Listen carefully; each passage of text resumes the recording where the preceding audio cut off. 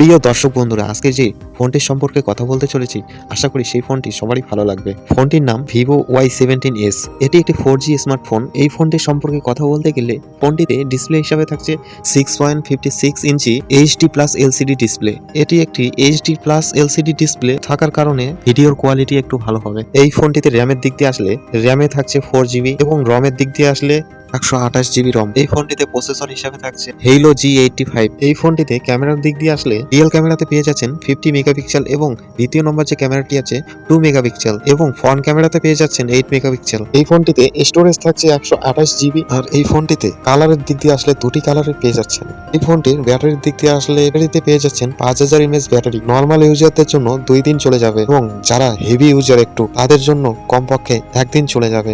যারা একটু কম বাজেটের মধ্যে ভালো ফোন খুঁজছেন, আমার দিক দিয়ে এই ফোনটি তাদের জন্য বেস্ট ফোন।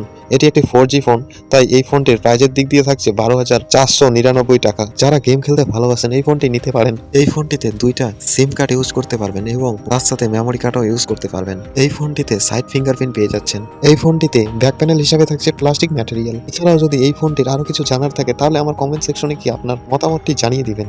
সো এই ফোনটিকে বাই করার জন্য ফ্লিপকার্ট, অ্যামাজন এবং মিশো থেকেও বাই করতে পারেন। আর হ্যাঁ, যারা যারা ভিডিওটা দেখছেন, ভিডিওতে একটা লাইক দিয়ে ভিডিওটাকে শেয়ার করে দিবেন, যাতে করে তোমাদের বন্ধুদেরও সাহায্য হয়।